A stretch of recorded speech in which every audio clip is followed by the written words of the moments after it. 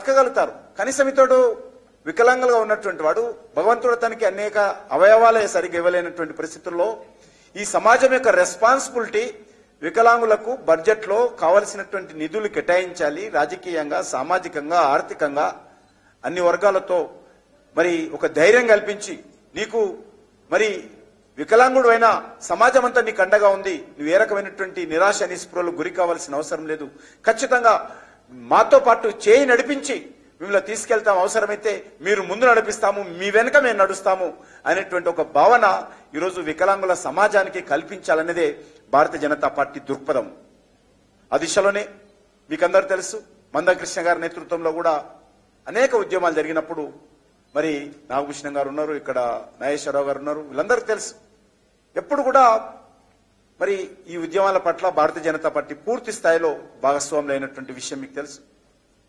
మరి పింఛను ఈరోజు వికలాంగులకు సంబంధించి పాండిచేరిలో 1500 రూపాయలు ఉంది, కొన్ని రాష్ట్రాల్లో 1000 రూపాయలు ఉంది. మన రాష్ట్రంలో కూడా రాజశేఖర రెడ్డి గారు ఉన్నప్పుడు శాసనసభలో ప్రకటించాడు 700 రూపాయలు ఇస్తామని చెప్పి, పూర్తి స్థాయిలో వికలాంగులు ఉన్నటువంటి వాళ్లకు 700 రూపాయలు ఇస్తానని చెప్పడం జరిగింది. మరి అది అమలు జరగడం లేదు. రోజు అనేక విషయాలు అమలు జరుగుతాయి, కానీ వికలాంగులకు వచ్చేసరికి వాళ్ళకు 700 రూపాయలు ఏ రకంగా బతుకుతాడు? కష్టం చేసుకోలేడు, నడవలేడు, పని చేయలేడు. మరి చాలా మంది నేను బస్తీలలో తిరుగుతున్నప్పుడు వికలాంగులుగా ఉన్నటువంటి వాళ్ళు మరి అనేక సార్లు పెన్షన్ విషయం అడుగుతుంటారు. ఈరోజు ఇచ్చిన పెన్షన్స్, వికలాంగులకు ఇచ్చినటువంటి పెన్షన్స్ రద్దు చేస్తున్నది ప్రభుత్వం.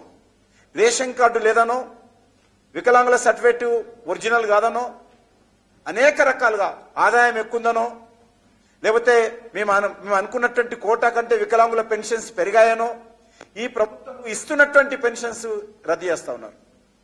ఇది చాలా దుర్మార్గము. మానవతా దృక్పథంతో ప్రభుత్వం కానీ, ప్రభుత్వ యంత్రాంగం కానీ, పాలకులు కానీ వివరించాల్సినటువంటి అవసరము వాళ్ళపైన ఉన్నది. అంతేందుకు ఈరోజు ఉద్యోగాల విషయంలో 3% రిజర్వేషన్ ఉన్నది. ఎక్కడైనా అమలు జరుగుతుందా?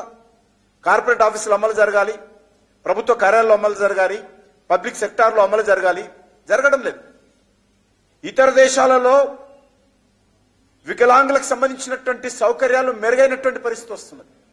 మన దగ్గర ఉన్నటువంటి సౌకర్యాలను తగ్గించేటువంటి పరిస్థితి వస్తున్నది. ఒక ఎయిర్పోర్ట్కి వెళ్ళినా, ఒక బస్ స్టాండ్కి వెళ్ళినా, ఒక రైల్వే స్టేషన్కి వెళ్ళినా, ఒక ఆఫీస్కి వెళ్ళినా, ఒక రోడ్లో నడుస్తున్నా, ఒక షాప్కి వెళ్ళినా